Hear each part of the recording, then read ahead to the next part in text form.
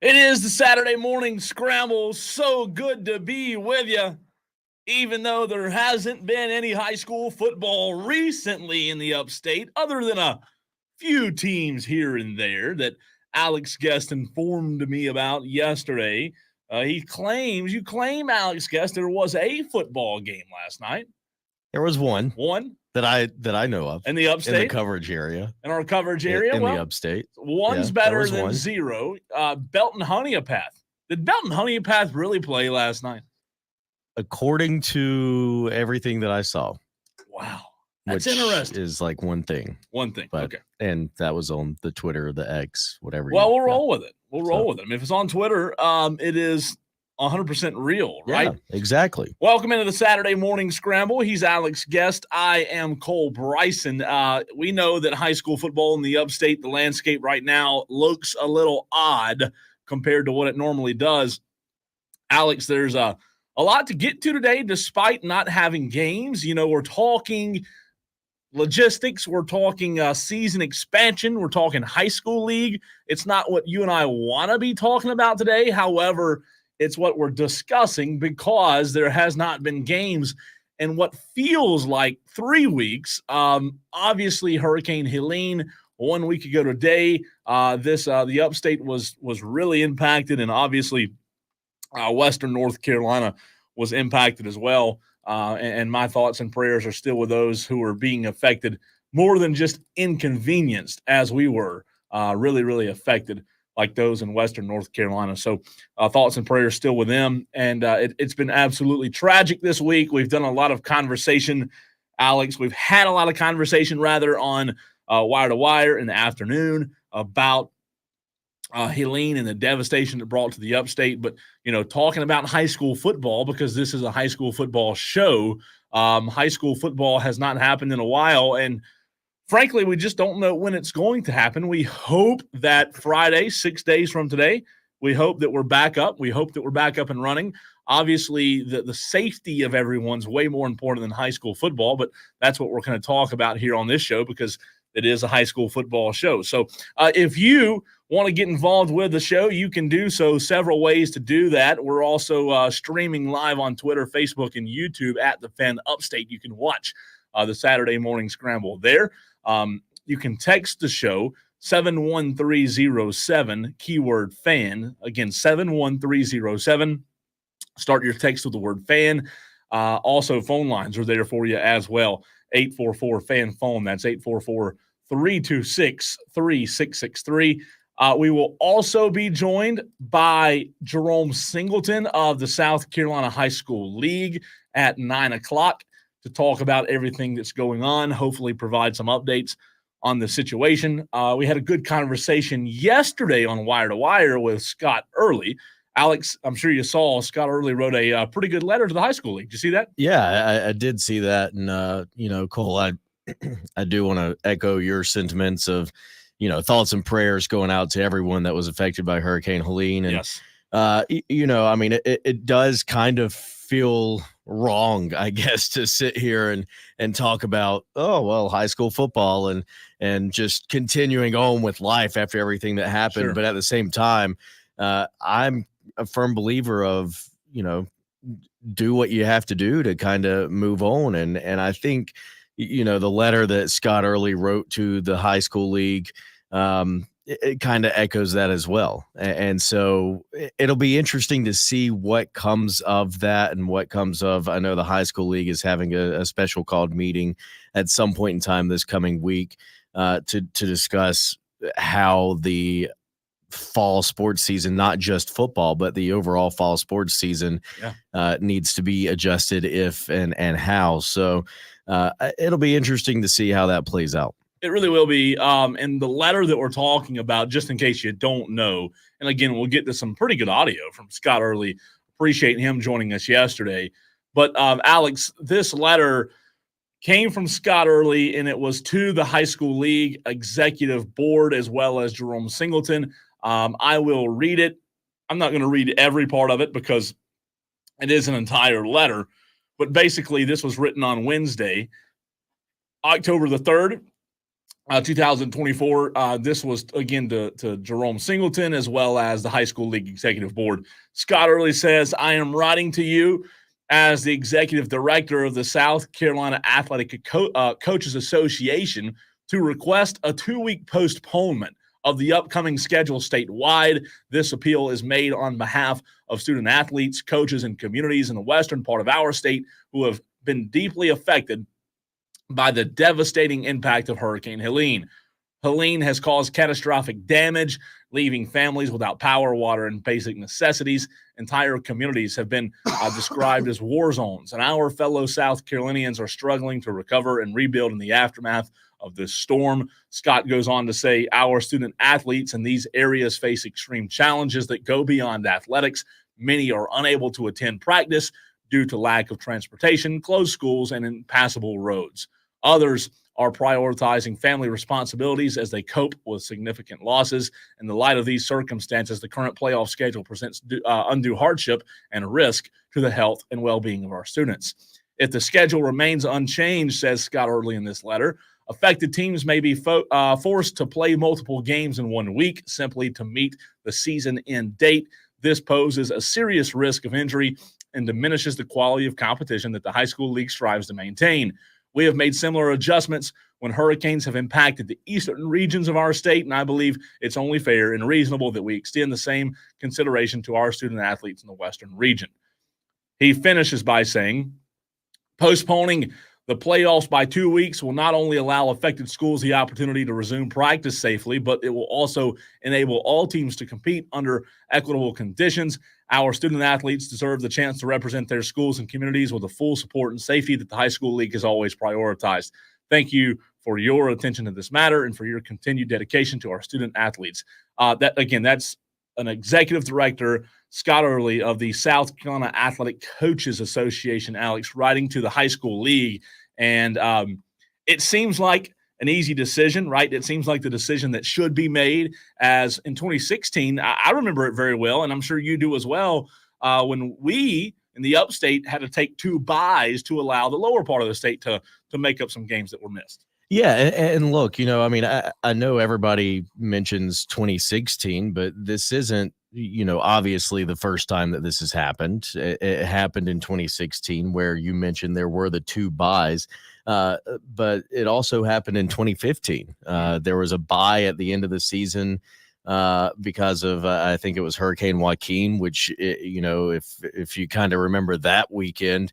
That was the weekend that Clemson played Notre Dame in the pouring down rain. That was the bring your own guts game. Yeah. So, I mean, 2015, they added a week at the end of the season. 2016, they added 2 weeks at the end of the season. And I think you were calling a Boiling Springs Dutch Fork Championship game, That's 7 days before Christmas? Right before it, yeah. And then again, you go to 2018, and 2018 was the same thing, where they added a week at the end of the season. So this has been done at least 3 times in the last decade. So to me, it's a no-brainer. Do it again. It didn't hurt anything the last 3 times that you did it, other than if you have players that are good enough to be playing in either the North-South or the Touchstone Energy Bowl, then they're not able to play in those games if they're also playing in state championship games that weekend. Yeah. Well, you know what? Or playoff games. I know players want to play in all-star games, but I'd rather play in a state championship. Exactly. I'd rather play in a state championship than play in an all-star game. I did want to mention we are not Alex at Ingalls, as we normally are on Saturday mornings. We will be in the Ingalls Market Studios in Greenville, right here where we are located as of right now, for a few weeks until everyone gets back on their feet. We still appreciate Ingalls as well as Founders Federal Credit Union for bringing you the Saturday Scramble each and every Saturday, as well as Lumos. Lumos Internet, a new sponsor to the Saturday Morning Scramble. Appreciate them as well. But going back to the conversation, it was done in 2016 to a 2-week extent. And obviously, you would think that it would be an easy decision. I do want to go to some audio, Alex, from Scott Early, who wrote the letter. If you just tuned into the show, we had Scott early on the program yesterday on Wire to Wire, the afternoon drive show here on the Fan Upstate. And I have 5 cuts of audio. We'll get to them sporadically and get your thoughts, Alex, as well as your thoughts, you in the audience. You can text the show 71307, keyword fan. Let us know what you think the best decision would be here for the high school league. Phone lines are also open as well, 844-FAN-PHONE. That's 844-326-3663. I asked Scott yesterday about the letter that he wrote, and just for him to update the audience in case you out there have not heard what we're talking about. Here's what Scott Early had to say.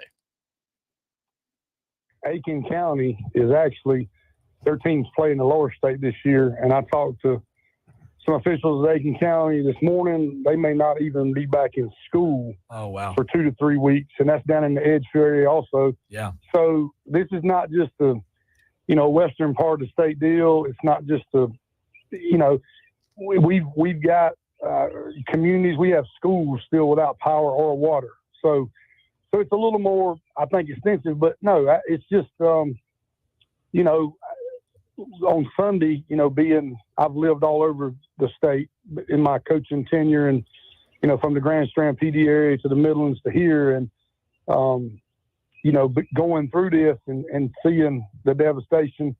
You think about it. Hugo's the largest natural disaster our state's ever seen. There was 35 people killed. Today we're already up to 69. So I just assumed that there was going to be maybe a little bit more sense of urgency maybe.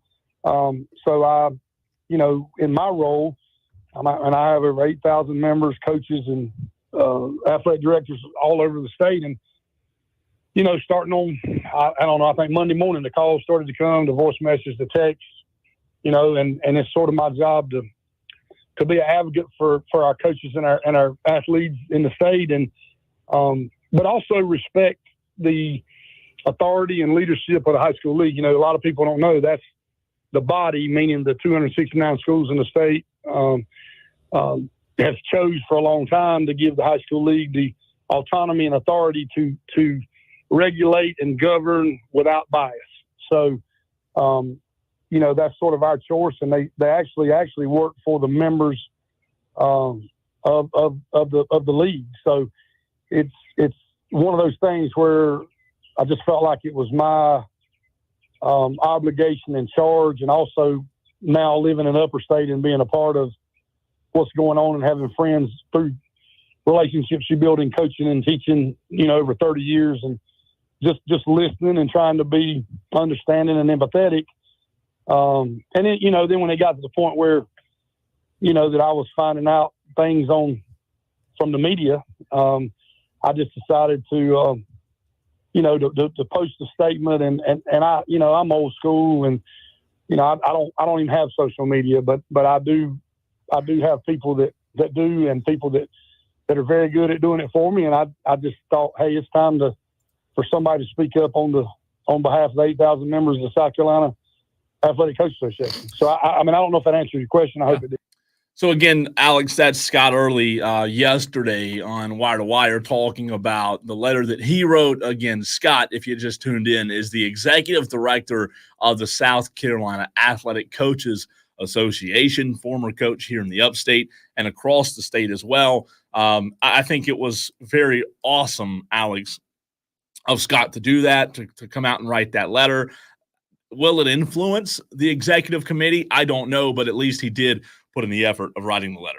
Yeah, absolutely. And one thing that really kind of caught me on that was, Scott saying that he felt like there would have been at this point a little bit more of a sense of urgency in the case. And, I think everybody can agree to that. I think everybody can say, okay, like, why has this not already been a decision? You look at the 2 surrounding states that border South Carolina, in Georgia and in North Carolina, and both of those states have already made their decisions. And I think Scott actually kind of touches on that point as well. But both of those states have said, all right, we're going to extend the fall sports calendar a week or 2 weeks to kind of help make up for these missed games. Here's what Scott Early said regarding that, Alex, in terms of North Carolina and Georgia?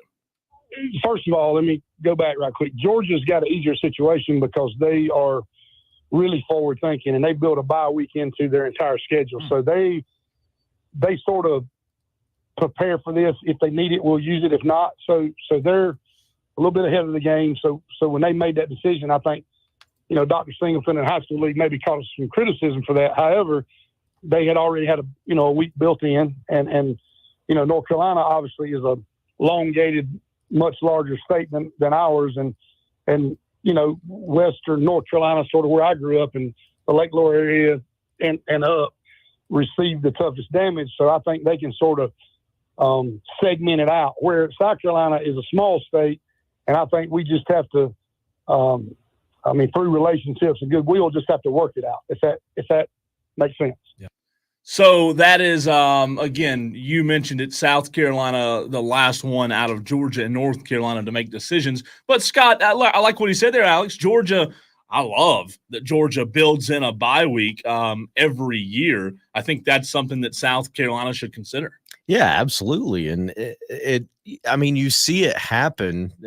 This is the fourth time it's happened in a decade. So we're batting 400 right now, which, I don't know if anybody knows anything about baseball. I realize this is a high school football show, but if you're batting 400, that's pretty darn good. Yeah. And in this case, it's not necessarily a great thing, but at the same time, it's happened 4 times in the last decade.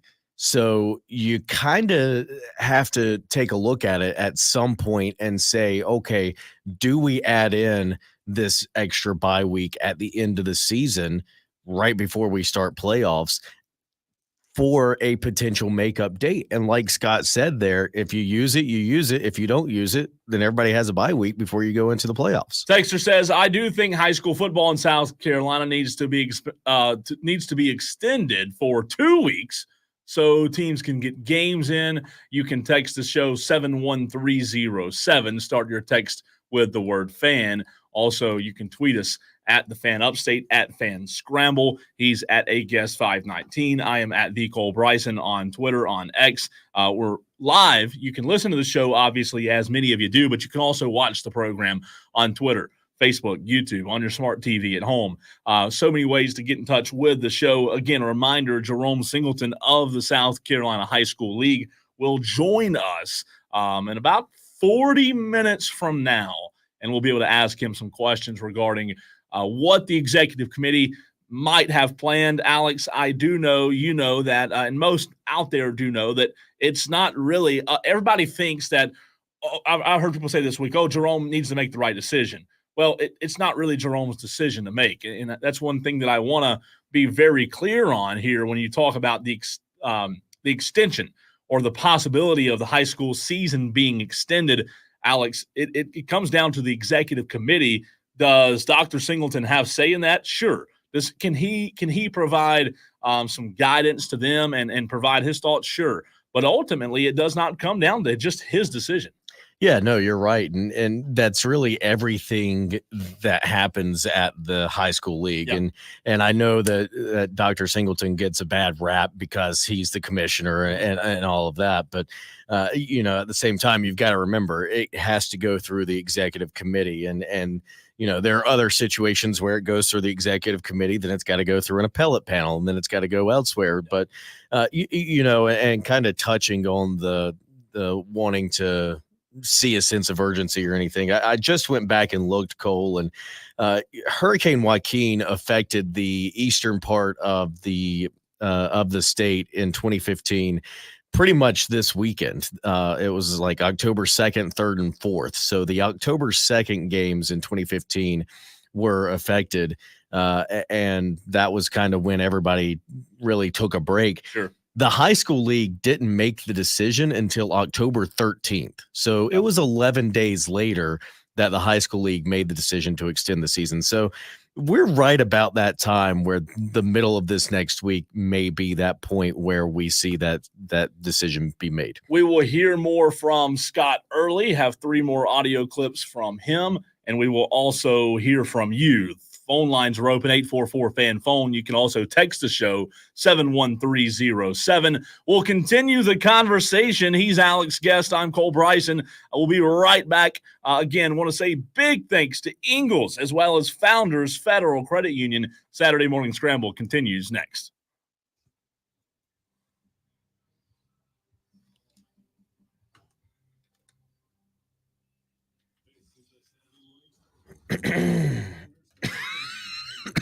You need to quit smoking, man. It's not good for you.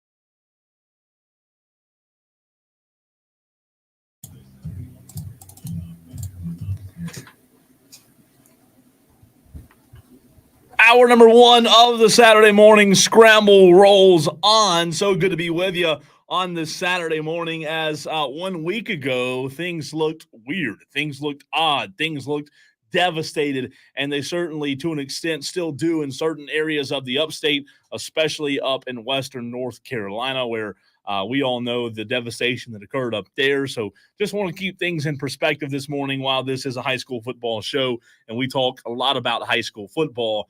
There's a lot more things. There's a lot of things that are more important, rather, than high school football. As much as we love it, there are things that certainly come above that when you talk about the destruction that Hurricane Helene has brought to the upstate state of South Carolina, Georgia, North Carolina, and Florida. Alex, let's get back to Scott Early's letter. Again, if you just tuned into the program, Scott Early, the executive director of the South Carolina Athletic Coaches Association, wrote a letter to the high school league asking for a 2-week extension. I do have a few more cuts of audio from Scott, and this is Scott talking about the challenges that have been presented. Here is Scott Early of the Coaches Association. I've talked to a lot of coaches and athletic directors and administrators also from the eastern part of the state, where basically, I'm not a statistician, but basically east of Columbia, everybody's okay to play. And for years, being a coach in the state and athletic director and serving in many roles, I've always, when something hits the beach or the PD or the Grand Strand or the Low Country, everybody else pauses out of respect and says, hey, but again, on the flip side of that, what people may sometimes miss is when I'll use an analogy of, when it snows in Michigan, they don't close schools. They're used to it. And on the Grand Strand and Low Country, when devastation comes, they're prepared. Their soil, their foliage, their leadership, their emergency responders, their crisis management teams, it's old hat to them.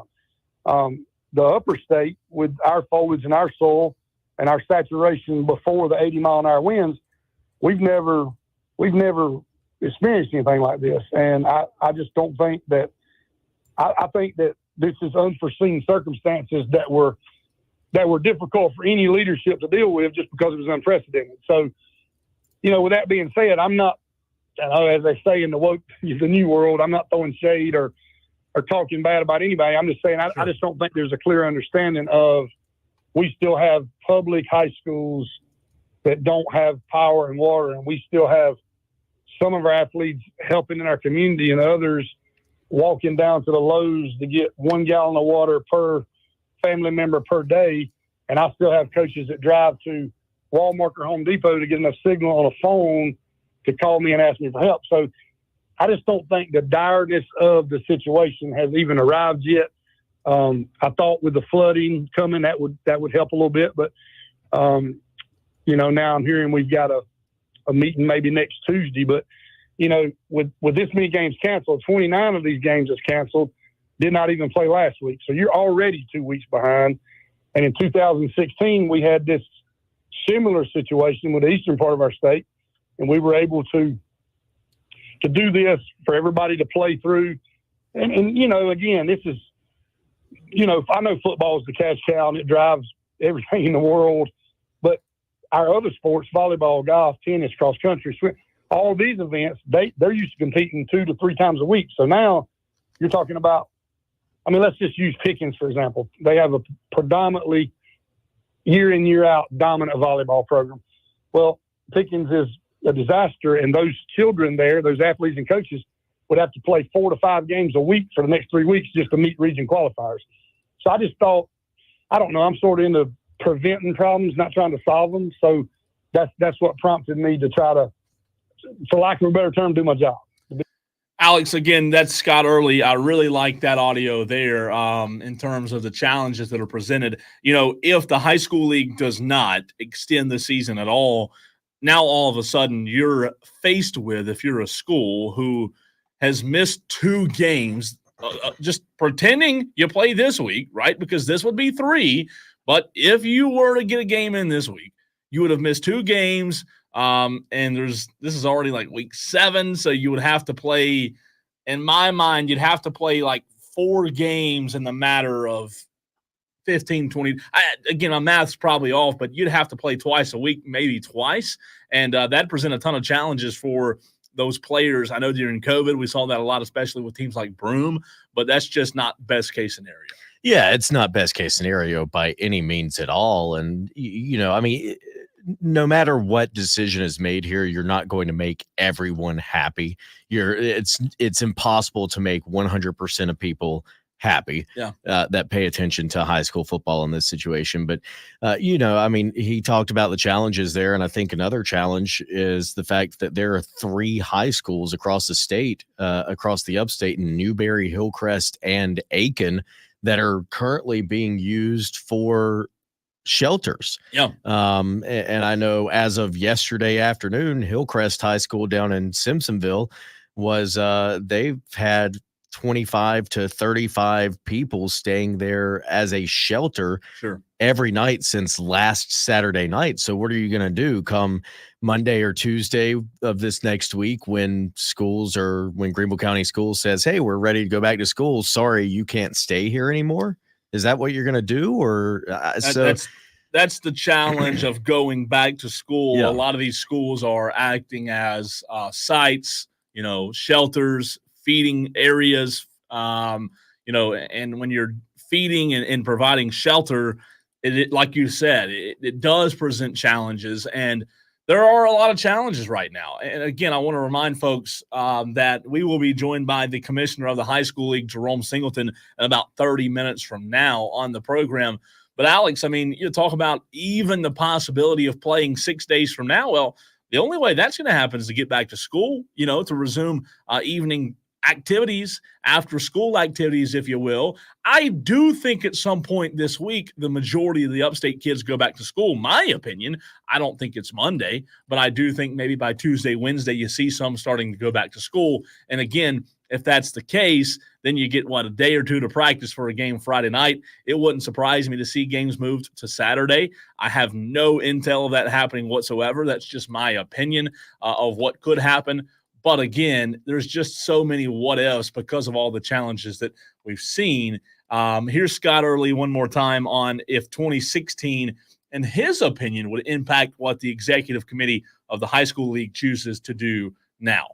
I mean, I would hope so, and I side on the side of caution to say maybe the sense of urgency is because these are obviously unforeseen circumstances in what we call Western South Carolina. So there's no, I don't think there's any ill will or malice involved at all. I think it's just, something that we've never had to deal with before and react to. And, and everybody has their own, not hidden agenda, but where you do what's best for your school. Like, how does this help us win the region? Has it not? How does it help us qualify? But at the end of the day, there's, the purpose should be the betterment of the student athletes and coaches, and to be out to have some understanding for, hey, we got lucky this time. However, in the past, when y'all have got lucky, which y'all's a slang term, but it's a true term, it's been okay. So that was maybe the confusing part to me. Again, that's Scott Early, the executive director of the South Carolina Athletic Coaches Association.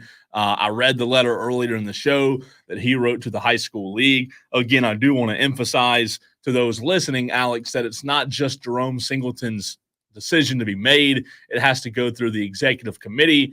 And I've heard that there's a meeting slated, or I've heard that there's been a proposed meeting time for next Tuesday. Again, the executive committee is made up of ADs, principals, and admin staff. So I believe you have to have 50% plus one in order to have a meeting.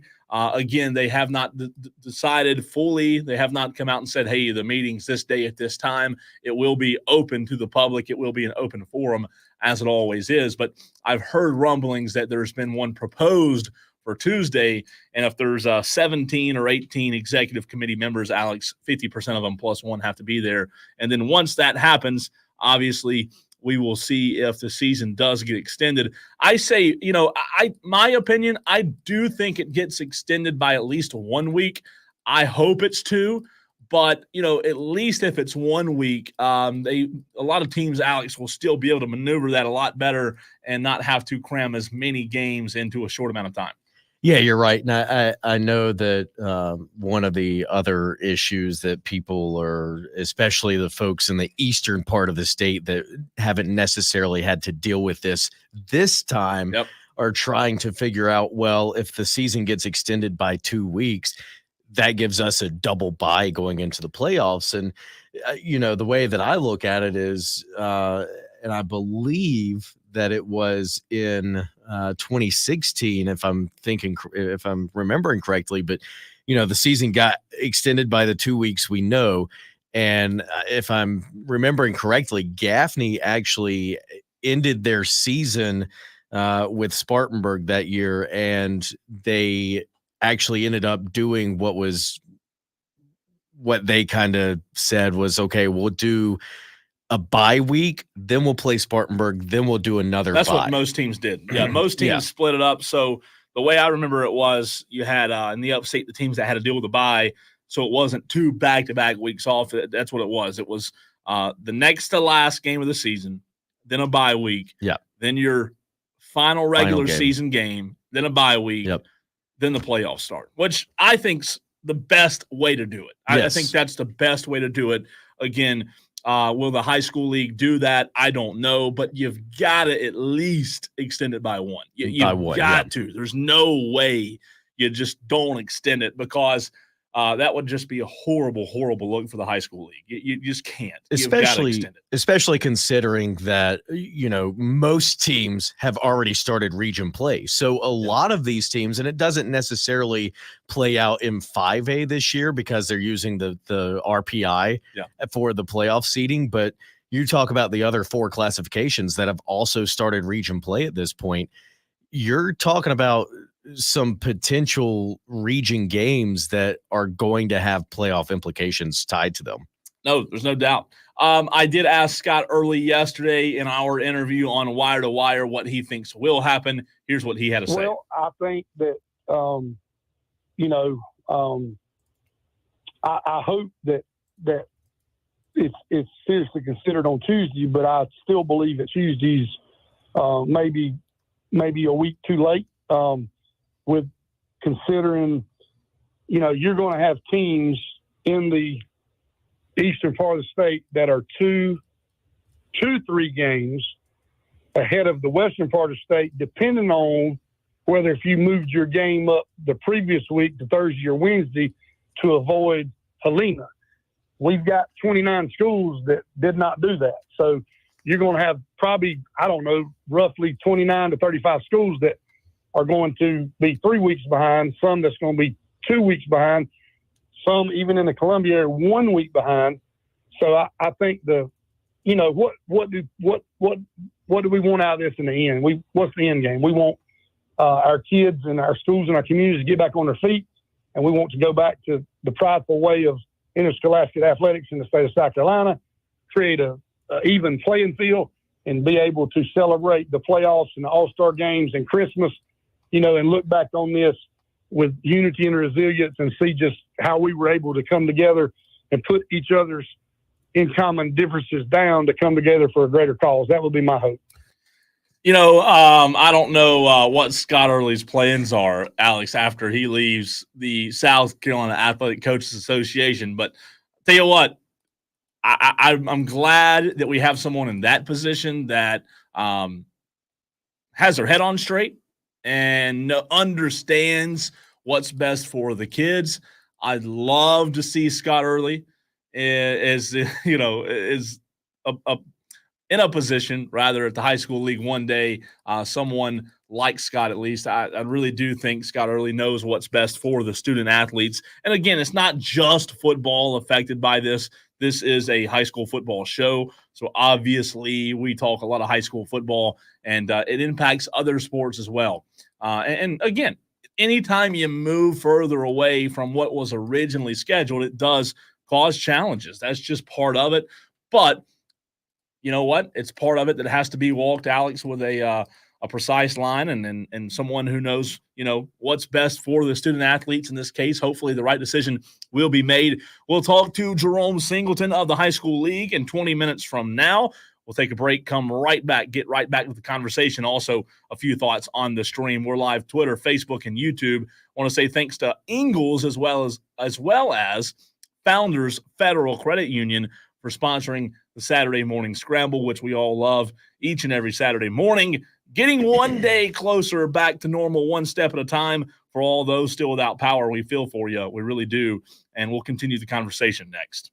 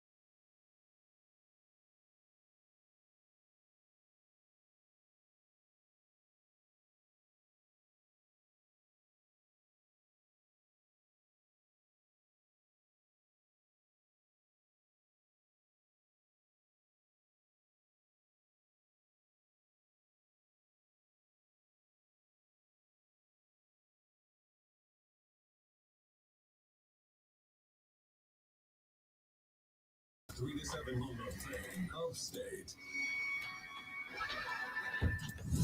Really not game. No one covers high school football like the Saturday Morning Scramble. Only on the Fan Upstate. Putting a bow on our number one of the program. So good to be with you on this Saturday morning. We have talked some high school football. We've talked about the letter from Scott Early of the Coaches Association that he wrote to the high school league. We'll hear from Jerome Singleton himself in about 14 minutes from now, right here on the Saturday Morning Scramble. He's Alex Guest. I'm Cole Bryson. We are slowly but surely getting back to normal. Again, my thoughts and prayers are with everyone who have been impacted by the storm.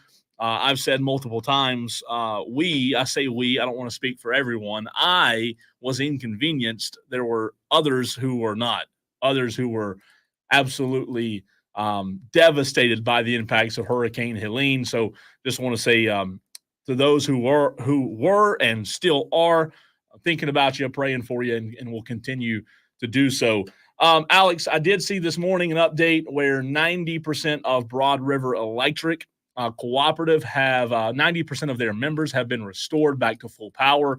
So the linemen out there are making good progress. I know a lot of times for those that may still not have power, it may feel like you're kind of stuck in a spot where, no one's going to get to you. But the linemen and the first responders this week and everyone who has got us up and running, it was a week ago that this all happened, just over a week ago now. Big thanks to them. Without them, we'd still be in the dark. But it's been a wild, crazy week, to say the least. It has been a wild week. And, you and I have been talking throughout the week, and I think both of us at one point in time or another said that it just feels like a bad dream. And it really does. But, on the lineman comment that you made, Cole, I promise you they're out there working 24/7. We had some trees down on power lines at our house, and we're in the Lawrence Electric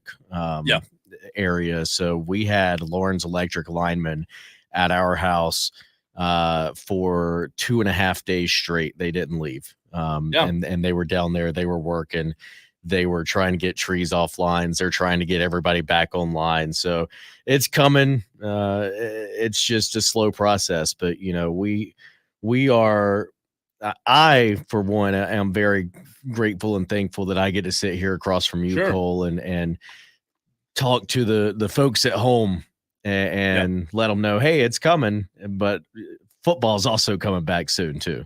Football's coming back soon. We don't know exactly when, but we do know that they will resume this season. They're not going to obviously just axe it, so high school football will be back. We don't know when. Maybe this Friday, maybe not, just depending on all that's going on. Obviously, we hope for Friday, but the reality of it is they're still not in school. The schools are still being used for shelters. And again, we have to keep things in perspective. As much as we want high school football to return, we have to keep things in perspective.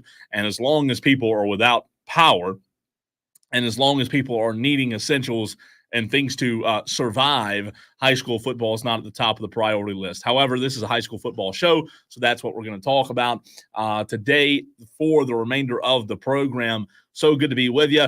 Hour number 2 coming up in about 9 minutes from now, where we will be joined by Jerome Singleton of the High School League. You can text the show anytime if you want to get your thoughts in on what the High School League should do. 71307. Start your text with the word fan. Phone lines are also open as well. 844-FAN-PHONE. That's 844-326-3663. No games. I say no games. Should we get the scores? I was going to say, how long of a segment do you think that would be today? We hadn't got the scores yet, so I apologize. Let me catch my breath. And that's the scores, ladies and gentlemen. So we know that the majority of teams in the upstate, and especially down toward Aiken, Augusta, that area, it's still up in the air in terms of when they'll play again. But there has not been games. I'll tell you this, Alex. The teams that did play last Wednesday are sitting a little bit better than the teams that didn't. There were only a handful of teams, if that, in the area that played on Wednesday. Again, that date, it seems so long ago. That was the 25th, Is that right? 25th? Yeah. Yep. Yep. The 25th. 25th. Obviously, Burns and Dorman played that night. Broome and Blacksburg played that night. But those teams that did play that night, they're sitting in a better spot because as of right now, they've only missed one game.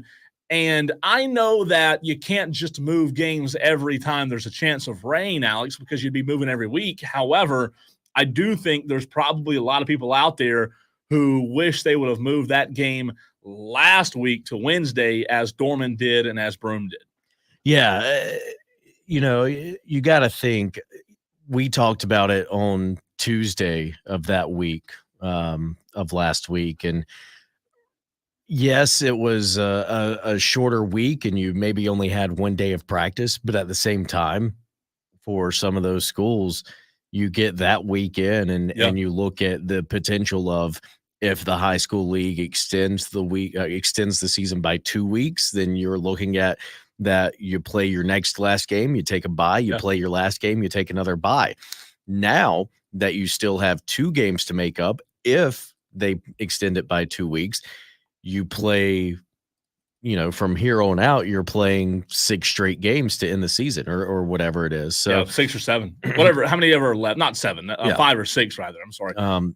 So yeah, I agree. What you mentioned, we had 4 games in the coverage area that were played on the 25th, on Wednesday, the 25th. So. And again, I don't think those schools, Gaffney was one, Alex, that said, we're not going to move from Friday. I don't think those schools are going to look at things differently from a big picture standpoint now, but I do think that they probably regret the decision to stay on Friday in terms of, well, we'll just sit it out. And, they thought, well, we'll sit it out. And then Friday came and a hurricane hit. There was no sitting it out and waiting till Friday night because, even though it was pretty Friday night, we were in complete devastation a week ago. So maybe now we can understand as an upstate that we're not untouchable. Again, I'm not being critical of those that didn't move the game, but I just think for the large majority of us, we felt like we were untouchable and we would never get hit by a hurricane to that magnitude, Katrina size like. Again, I know a lot more people have been killed in Katrina and then Helene as of right now. Again, sadly, those numbers are going to continue to rise in Western North Carolina, but you've got to take I think we're all guilty of not taking it serious, right? And people didn't move the game, and I think they wish they would have now. Well, and I'll put it to you this way. My father-in-law is 84 years old. Yeah. He's seen some storms in his time in 84 years. Yeah. And he said that this was the worst storm that he has seen in the last 55 plus years. Well, people we talked to with Duke and Broad River, they said the same thing last week on Wire to Wire when we talked to officials. We were told the exact same thing. The damage, it was worse than Hugo. It really was in terms of impacting the upstate. So we will talk to the commissioner of the South Carolina High School League, Jerome Singleton, about all that's going on next.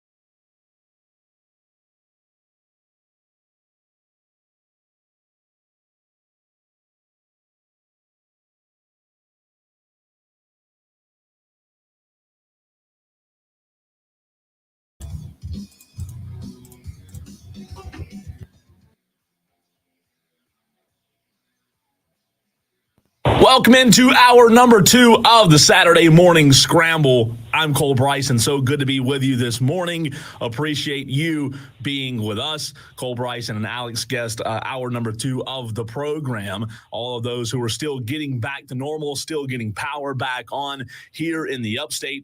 We appreciate you listening, however you're listening. 97.1 Spartanburg, 97.7 Greenville, and anywhere in the world on the free Odyssey app. You can also watch the show on Twitter, Facebook, and YouTube. Joined now by the commissioner of the South Carolina High School League, Dr. Jerome Singleton. Dr. Singleton, when schools are impacted by weather, whose decision is it on how the season is extended, if at all? Well, of course, the season is established by the executive committee for when the season starts, ends, when the playoff begins, and the likes. Now, the regular season, if the schools get to make the decision on who they play, when, and where. But if we're talking about the season as a whole, whether you can go beyond the dates or what has been established, that's an executive committee decision. Now, do you have any influence, Dr. Singleton, on the executive committee in terms of what your opinion may be? Well, I'm sure we do it every day, all day there. So I'm hoping, well, I believe that they think that because we do it every day, all day, that we've got a more keen eye watching on it than they would have, because those people serve as principals, ADs, superintendent, coaches, State Department representation. I mean, you picked them. I mean, they've got representation and they've got other jobs that they do. This is part of what is expected of the South Carolina High School League staff. So when you say influence, I mean, I don't know that I can influence their decision, but I should have served as a great resource for them for the information they need in order to make their decision. Do you recall 2016 when the lower state dealt with something similar that impacted those guys down in the lower part of the state? Do you feel like, as the commissioner, do you feel like what the executive committee decides will be based on what happened in 2016? Well, part of it, I think they could, but also what you got to also consider what was the result of those decisions too. Did it work perfectly? Did it need to be tweeted? I mean, all those things they can take in consideration as they make it. Just because it happened once doesn't mean what you did to resolve it was the best thing that could possibly have been done. So they're going to make all that part of the discussion as they try to figure out where to go next with it. And what, if you don't mind me asking, when it comes to how this operates with the season possibly being extended and what we talked about with 2016, what is your opinion on what the best case scenario is? Well, it depends on which scenario you're looking to address. My opinion, and what I've always believed, and I think the membership supports, is to allow the most amount of kids the opportunity to compete if you can. The largest number of kids having the opportunity to compete, because that's what we believe it is. So when we talk about if athletics plays a role in the education system to serve as an outlet or a uniting effect for a community, then anytime that opportunity is available for the largest number, it seems to me that that would be the direction that you're going to go. When we want to talk about things such as playoffs and all-star games, we recognize that we've now narrowed it down to a selected few, because not everybody gets to go to the playoffs. Not everybody gets to make an all-star team. What everybody we know is entitled to is a regular season.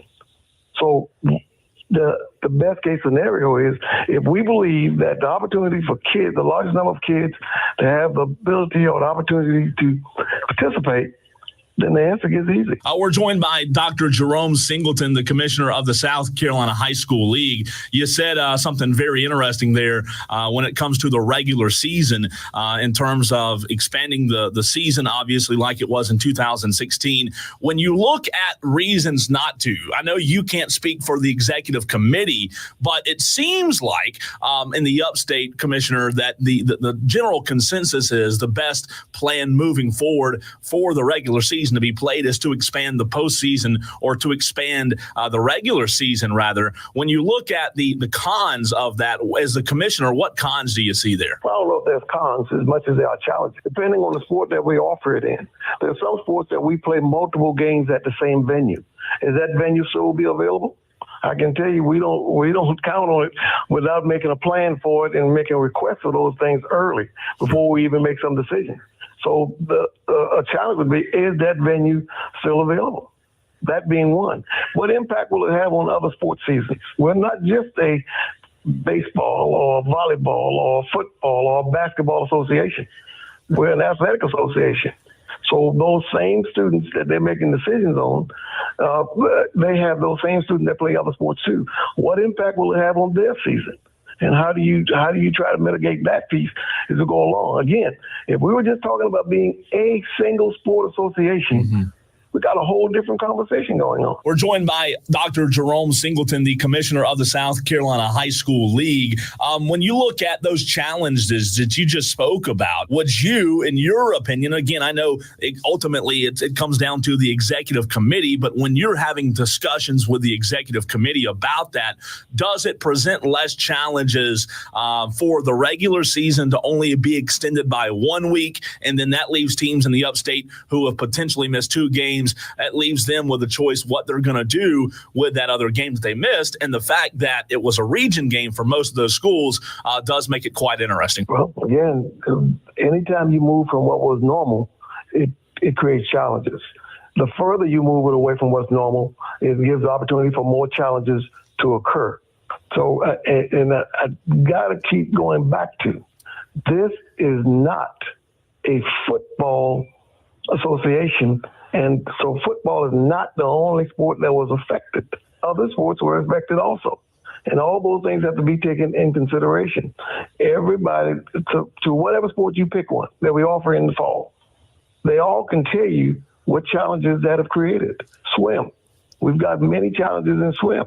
First of all, it's hard to get a venue that we can hold it at one site where multiple teams can be there at one time. So when you get those venues, when are they available and when will they stop being available? Okay, so there are lead-ups to those qualifying times. When do they get to do the qualifying time pieces in so that they have a fair shot at it? And then how late in the year can you go, recognizing that the later it gets, the colder it begins. And when does swim no longer become an option? There is no venue that we have where everything's inside that we can have it totally clamping control in the sport of swim.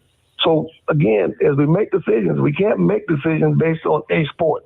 And the beauty of what we have is that the executive committee is made up of membership people, people that are principals, ADs, superintendents, coaches, all of those type of things. They all have a chance to give their input. And collectively, they can make a decision with all the information that they have. Commissioner, just for those out there, sorry to interrupt you. Commissioner, for those out there that do not know, there has been a date or has not been a date scheduled in terms of when the executive committee will make the decision. We sent out to the executive committee requesting their availability for dates. And one of the dates that we've got listed is next Tuesday. So depending on what we get the response, because you have to have a quorum in order to have a meeting. We've got a committee of 17 people. So we got to have a majority, a quorum is 50% plus 1. So I think that puts us at 9. So if we got to get at least 9 of the 17 to say they are available just to have the meeting, and then we can put the agenda out and everything else that goes along with it. So we have requested availability, but we have not gotten full confirmation back yet. And when you do have the meeting, for those that don't know how those type of meetings work, it's very interesting. Let's say you have that 50% plus 1, which equals 9. Let's just say, for example, that's what you had, 9 or 10 of them. After you get the 9 or 10 of them on the meeting, potentially Tuesday or whenever that meeting may happen, how does that meeting look once it is formed and once it is on the books? We do a 24-hour posting. That the meetings are going to be held, and we post the agenda, and then we make them aware of time and place and what's being discussed. What's unique about it now is that we don't have a venue that could probably hold all the people that are interested. So most times we do it virtually.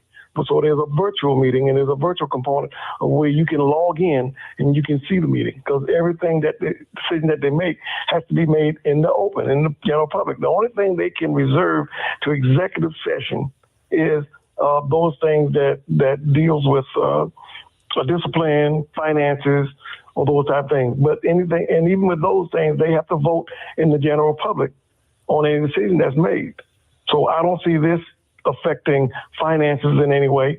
So unless something is brought in that hadn't been on the agenda, every part of what they discuss, how they go about it, will all be available to the general public through the internet. We're joined by Dr. Jerome Singleton. Dr. Singleton, I don't know if you can speak on this or not, but did you see and have time to read the open letter from the SCACA Executive Director, Scott Early? I did. And your thoughts on that? Well, everybody has an opportunity to express their opinion on the direction that needs to go. The SCACA has a representative on the executive committee, and the letter was directed to myself and the executive committee. So while I'm the spokesperson, because no other name is listed, it's not a decision that they all understand. It's not a decision that Jerome can make. Let's say there is a scenario, Dr. Singleton, where schools are having to try to get 2 games in a matter of 10 days. Is there a high school league requirement on days of rest between games? Depending on the sport. Okay, for this case, football. Okay, football, you got to have at least 4 days in between. Okay, and then one of the questions I did have for you, what would you say to those out there, Dr. Singleton, that would compare the 2016 extension of 2 weeks to this year's scenario? If somebody out there were to ask you, well, Dr. Singleton, if this one doesn't get postponed 2 weeks like it did in 2016, what would your response be? Well, it depends on what we looked at. I would say trust your leadership. Those that you've elected to be in those positions, that they have taken everything in consideration that they thought they could and made decisions that they thought was in the best interest. Because remember, I told you last time, it has to also, you can't ignore the fact of the outcome of the last one. Was that the best decision that was made? Or could it be tweaked? Or should it have been tweaked? And obviously, Dr. Singleton, these being region contests would affect these decisions more, or am I wrong on that? Obviously, if it were non-region, you feel like you could axe a few of those, right? Well, it depends. Again, if we're talking just football. Right, just football. Okay, if we're talking just football, well, region play is big, but also the rest of the season is big in certain classifications. Because of the new rankings, right? Well, ones that the classification has decided to use to determine their qualifiers. When you look at 5A, 4A compared to 3A, 2A, and 1A, you just mentioned that obviously some classifications electing to use calculations, example like max preps, RPI. Obviously in 2016, we didn't have that. What challenges does that present now that some of these classifications are used in some of these rankings? I don't know.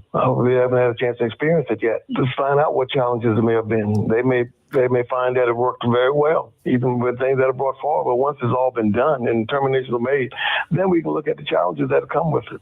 I mean, I'm sure nobody expected the fact that there may be opportunities where people won't get to play the games that they had hoped to play. But it happens. But, there are many things that could occur that happens that we weren't expecting. So it all depends. Well, I can't speak to a challenge until we find out what the outcome is. Again, I sent out a memo to the entire membership, be it through principal, ADs, or superintendent, the Monday following that that weekend of all those challenges.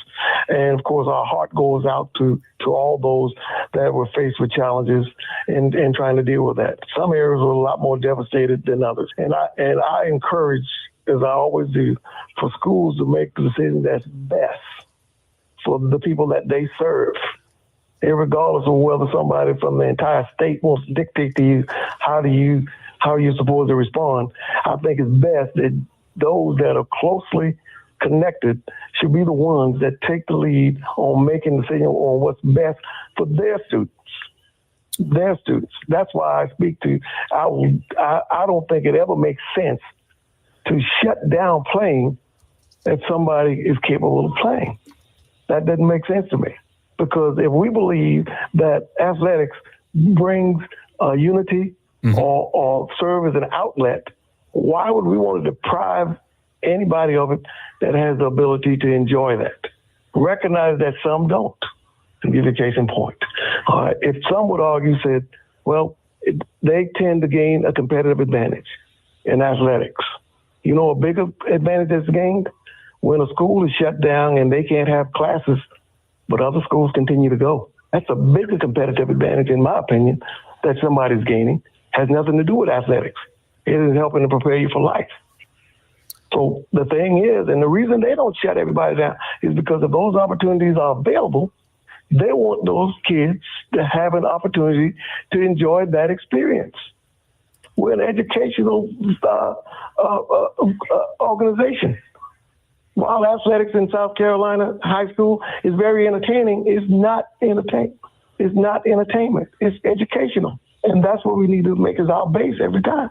So while our heart goes out to those, I have the utmost respect for all the leaders in every school district, superintendents, school board, principals, coaches, athletic directors, general public, their legislators, that they can make the best decision for those people of who they're closely connected to and have to deal with. Dr. Singleton, thank you so much for hopping on with us this morning and giving us all an update. We look forward to talking to you again soon. Thank you, sir.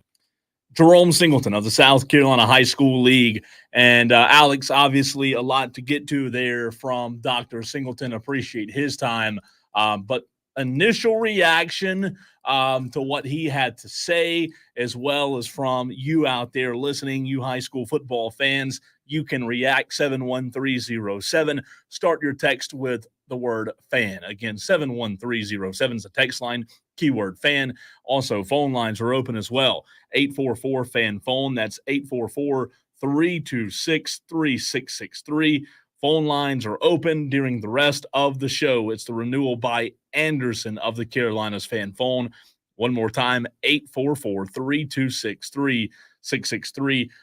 A lot to dive into, a very loaded conversation with Dr. Singleton, but your initial reaction, takeaway from what you heard. Well, I mean, he made a few good points there, especially toward the beginning of that conversation, Cole, of, obviously we are a high school football show, so we are focused more on the football season than anything else. But at the same time, if you're talking about moving back the high school football season and extending that by a week or 2 weeks, whatever it may be, you also have to look into the other sports, the other fall sports that also lost out on contests, and really kind of see what you need to do. And so I think one of the really good points he made was the venue situation.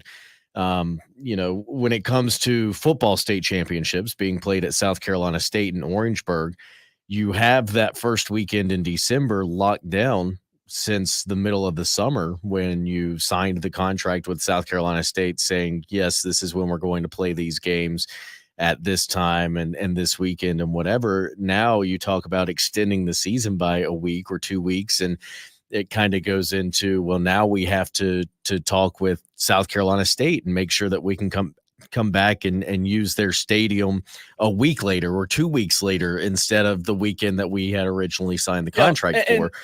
So, I mean, it seems like an easy decision to make and to say, okay, we're going to sit down Tuesday morning. The executive committee is going to talk, and within 5 minutes, we're all going to say, yep, this is a great decision. Let's extend the season 2 weeks. But at the same time, it's probably one of the most difficult decisions that committee is going to have to make this year. It is a difficult decision in terms of logistics. However, my opinion on it is, if that's what the executive committee feels is best moving forward, regardless of the logistics and things that have to be moved. And I know the dates were set a long time ago with South Carolina State, but guess what?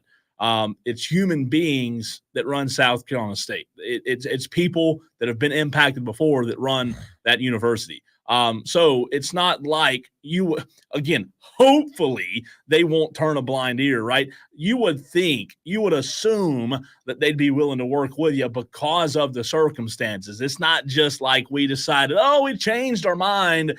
We'd like to play a few weeks later in the year. My thing is, if Williams-Brice Stadium could make it happen, why can't South Carolina State? So, again, I'm not saying there aren't logistics. I'm not saying there aren't challenges, to Dr. Singleton's point.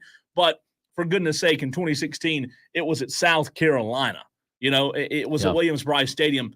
They made it happen. South Carolina State should do the same thing. We'll get to a few phone calls on the renewal by Anderson of the Carolinas Fan Phone. We're coming to you. We see you there.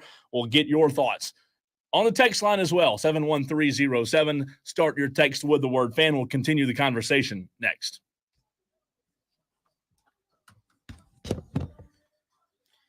Hit the thing on the stream. All right.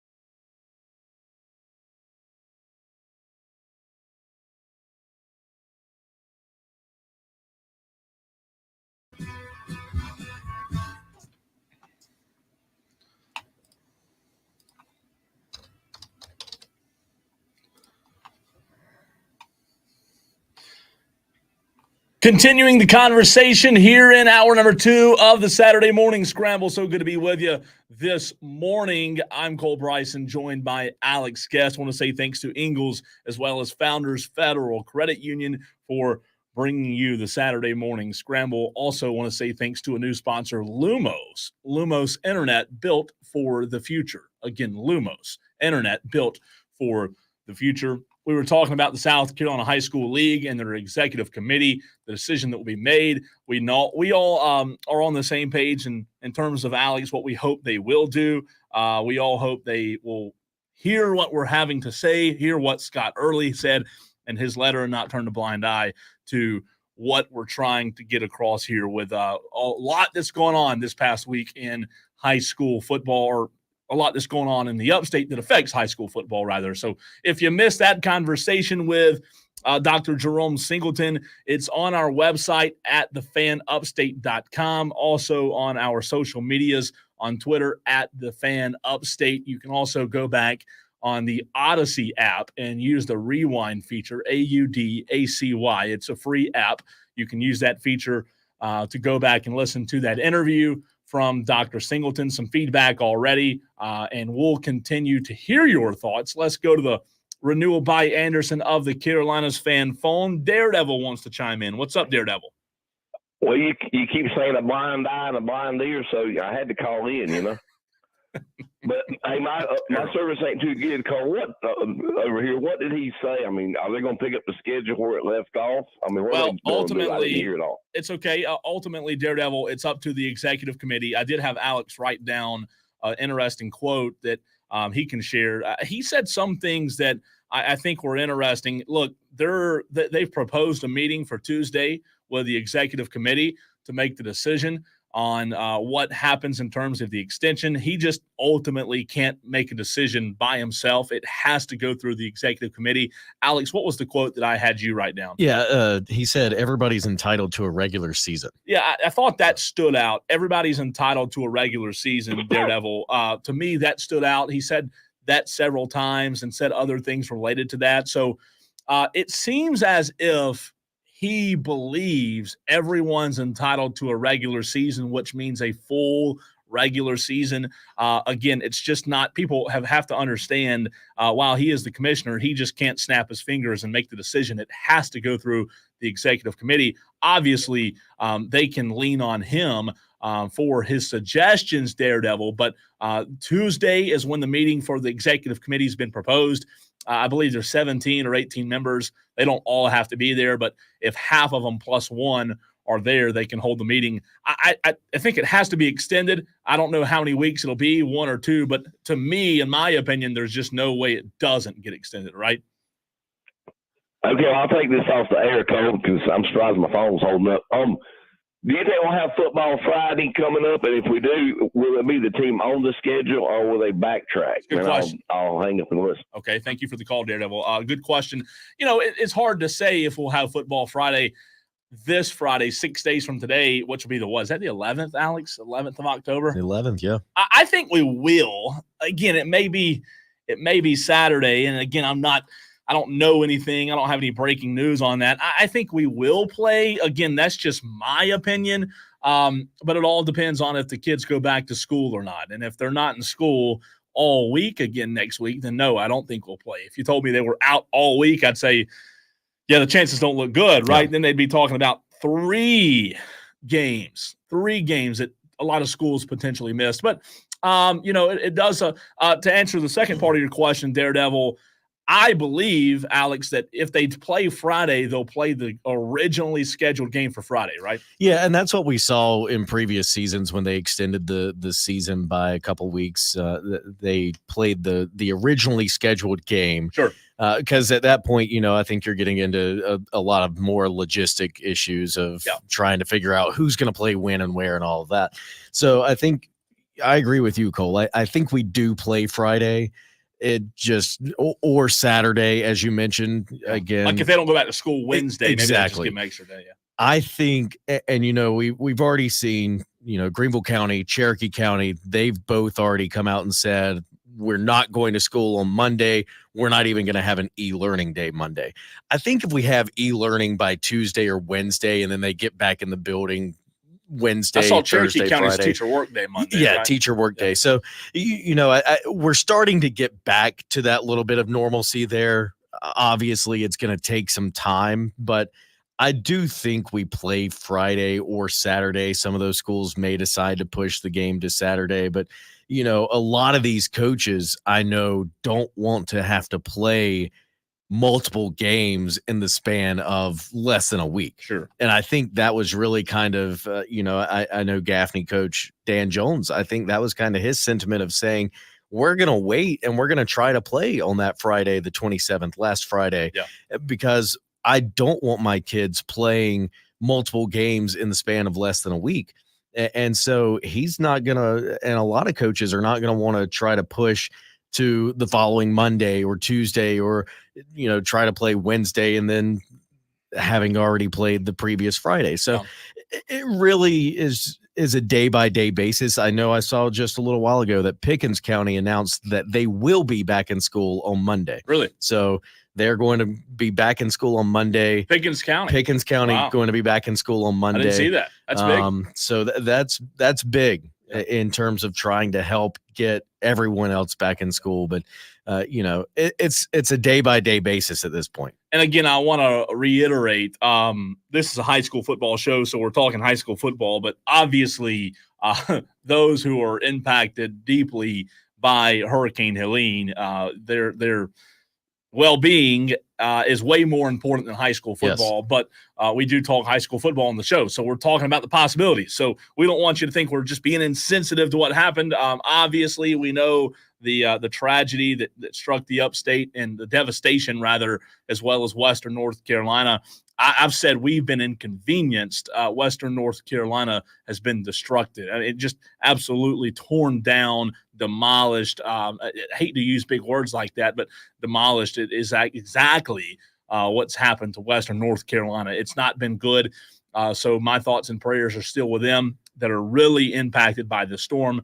Not having power for a few days is more of an inconvenience. So very thankful that it was just an inconvenience, because it could have been a lot worse. And for those out there still without power, I feel for you. I understand that you probably at this point, a week later, have become very frustrated, and I get that. But just continue to stay the course. I do believe we're getting there. Broad River Electric this morning announced, Alex, that they have restored 90% of their members back to service, which is a good sign. They're making progress. 1 week ago today, everything looked a lot different. We just didn't know. And again, there's still a ton of uncertainty. Hopefully the executive committee of the high school league does the right thing.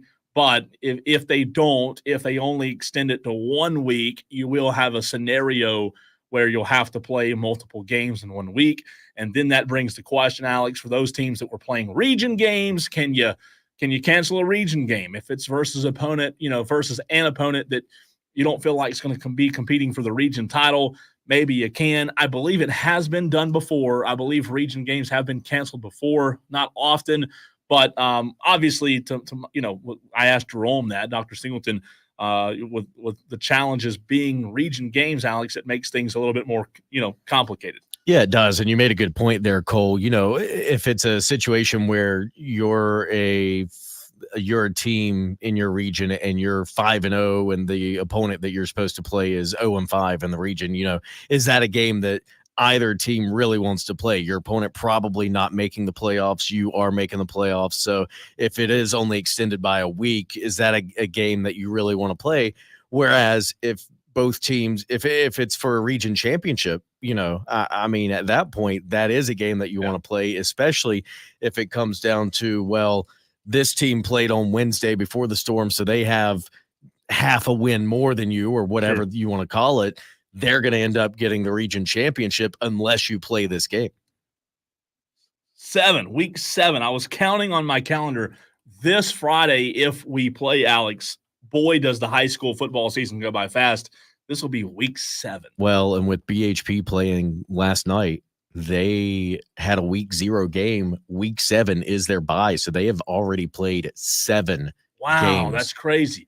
Also, Dixie, a texter chimed in earlier in the show and said Dixie played Calhoun Falls and won last night to go to 5-0. It's the first time in decades Dixie has been 5-0. Texter, we appreciate that information. So Dixie playing last night, BHP defeating West Oak 55-6. Alex, I don't know how BHP and West Oak played last night. I have no clue. Were they in school this week? I don't think so. Wow, I don't know how that happened, but BHP and West Oak did play last night. Again, BHP winning 55-6, and that's the score segment. So if there are any other scores out there, I mean, let us know. You know, we can get in the Midlands. It's so difficult to try. What Dutch Fork do last night? They beat Chapin 63-10 or something like that. So a close game, right? Yeah, I heard a post game interview with the head coach of the Silver Foxes, and who was that? What's his name? Come on, don't be disrespectful. Oh, Tommy Knotts. That's right. Yeah, Tom Knotts. Yeah, you're a big fan. Huge fan of Tom Knotts. All right, we'll continue the conversation on the other side. We will also look at Week 7 games. Supposing they're played, right? We just don't know yet. Alex has said that Pickens has announced they will be in school Monday. I know Cherokee County has a teacher work day Monday. Maybe best case scenario, Cherokee County can go back on Tuesday. Greenville County, Spartanburg County, I have not seen anything official from them. If you have, please let us know. Text line 71307. Start your text with the word fan. Phone lines are also open, 844-FAN-PHONE. That's 844-3263-663. That's the way you can call in to the show. We'll continue the conversation. Last segment up next, right here on the Saturday Morning Scramble.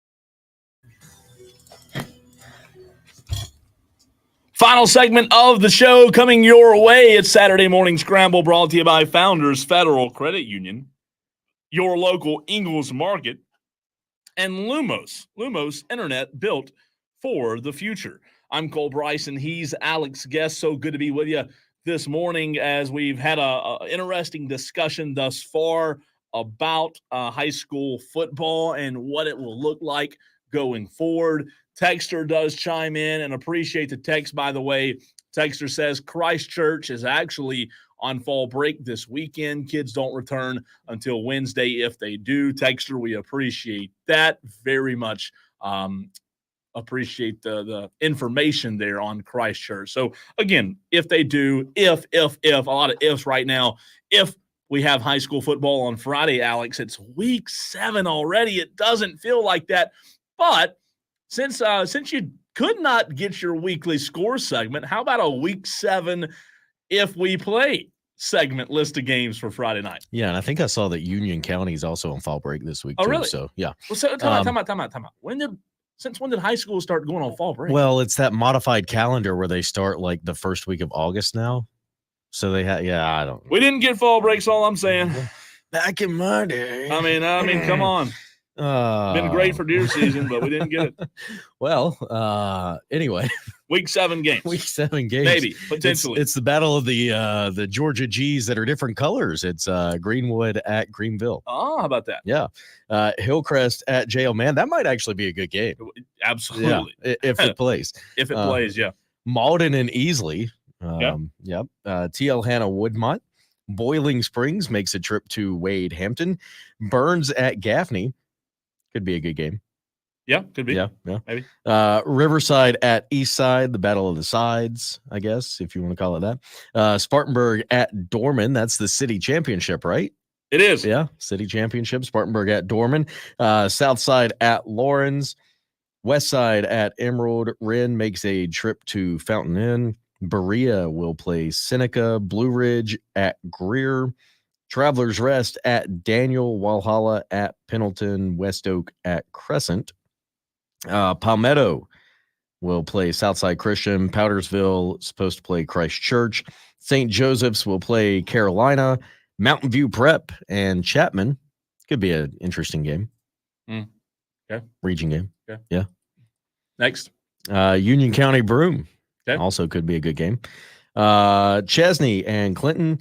Landrum will play Blacksburg. Abbeville takes on Calhoun Falls. Dixie plays Whitmire. And McCormick will play Wearshoals. All right. Looking at those games potentially, again, these are scheduled for Friday. We don't know if they'll be played or not. We do know we talked to Jerome Singleton of the South Carolina High School League. There's been a proposed meeting for Tuesday for the executive committee to make a decision on whether or not the high school regular season will be extended. We'll have to wait and see. That's still TBD. But if these games are played Friday, again, a lot of people still dealing with power outages and challenges post-Helene, but very interesting games. Alex, you mentioned Greenwood, Greenville. That's an interesting game. But Hillcrest, JL, man, that's got to be one of the games you look at as one of the best games that may happen Friday night. Again, I use the word may because it may not. But Hillcrest, a very good team this season, and we know what JL Man is. You've seen them once already this year. Hillcrest JL Man could be the game of the week when you look at all the slate of games for week 7. A really good coached Hillcrest team with Bennett Swaggart. Those guys have impressed me, even battling a little adversity and some injuries this season. They've still looked good with their backup quarterback and Jackson Free. JL Man, we all know what the Patriots are under Scoot Watson. Always a very good team there, Alex. That's a very intriguing game. Probably the most intriguing to me. Yeah, you're right. And you mentioned the game that I was able to see JL Man play. They were playing Gaffney. We know what happened in that when it went 42-40. Gaffney won in overtime. It took overtime to get that game done. And so, yeah, I mean, JL Man has a really good team this year. We saw what they did last year with their deep playoff run, losing to Dutch Fork there in the Upper State Finals. And, I mean, you talk about that game, and it's really one that's very intriguing. You mentioned, Cole, I mean, could that be possibly region championship? I mean, I know TL Hanna's in that region, and you've got you've got Greenwood that's been playing good football so far this season, but I mean, that to me seems like it could Yeah. very well have very high region championship implications. No, it absolutely could. It really could. TL Henna's a good team. They're young. They're getting better. But no, Hillcrest, man, that's the game to watch. Boiling Springs, Wade Hampton, don't see much there. Burns, Gaffney. Burns is undefeated in region play. However, they've played Wade Hampton and Dorman. Dorman, I saw them, 10 days ago now? Yeah. Just a little over 10 days or whatever it's been, last Wednesday. It really surprises me, Alex. And actually, we didn't have a ton of time to talk about that game because it did happen on Wednesday, kind of right before the storm. Yeah.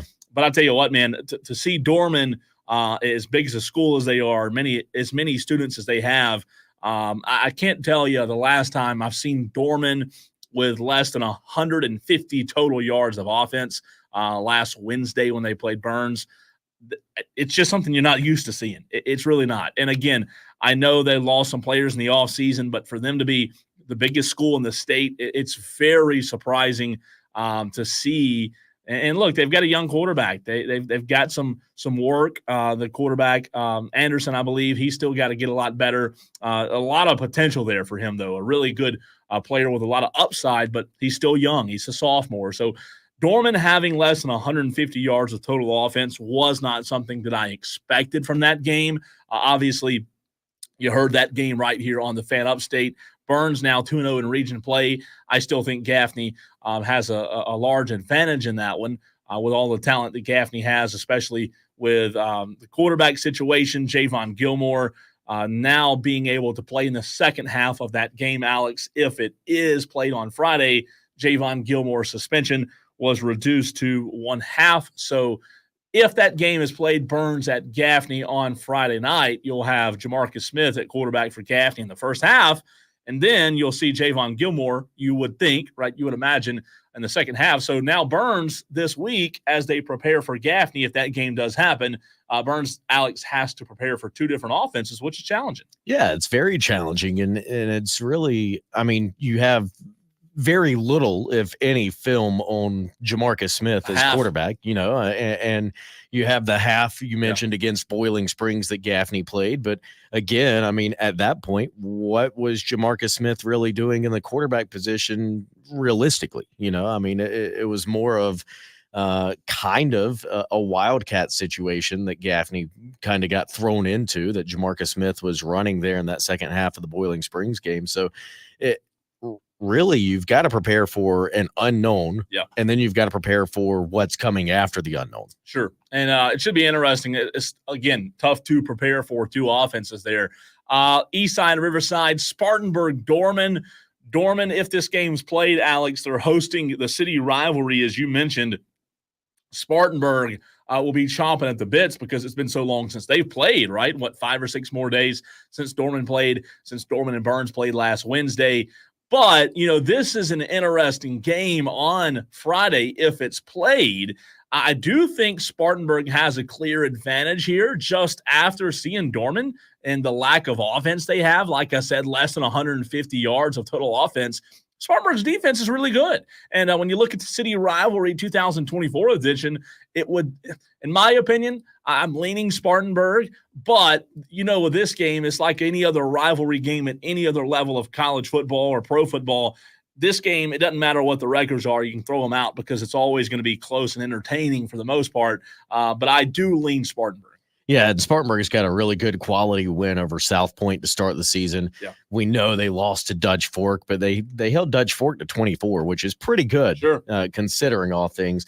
You've got the win over Broome, and then you've got the region win to open the region over Eastside, 49-6. But again, you mentioned Spartanburg's not played since September 20th, and if this game is played on Friday, it will be October 11th. So I don't really know how to do math that easily. I think that's 21 days between. So yeah, it's a long time. It's a long time to wait. And, I mean, Dorman, they've waited almost just as long, but they did get that game in on the 25th. So, 5 days less that they had to wait to play here. So That would be fun. It should be a very interesting week of high school football if it's played. I tell you this, Fountain Inn versus Wren will also be a good game. Fountain Inn's a good football team. They've done a really good job over there. That'll be, if that game's played, that's at Fountain Inn. Yep. I know that's a game you'll probably be at, right? Maybe. Depends when it's played. Depends. Okay. Depends when it's played. Yeah. Just kidding. Just kidding. And then let's see, Travelers Rest, Daniel. Yeah, that'll be a tough night for Travelers Rest. Yep. Walhalla, Pendleton. You mentioned Palmetto, Southside Christian. That could be a good game. Christchurch, Powdersville should be a good game as well. Mountain View Prep and Chapman's intriguing. You know, Chapman, so they've been so down this season. Can they, I guess the question with that game would be, can Chapman keep it close against a really good Mountain View Prep team? And I don't mean that in a disrespectful way, but that just goes to show how good Mountain View Prep is. They've had a really good season. So it will be interesting. I want to say thanks to Scott Early for joining us yesterday on Wire to Wire. We had audio this morning from him. Also, a big thanks to Jerome Singleton, the commissioner of the South Carolina High School League, for joining us in hour number 2 of the program. We don't know what Friday night will look like. You can follow us at Fan Scramble to stay updated on what's going on, but we do know that we'll be right back here on Saturday. Hopefully we have some games to talk about.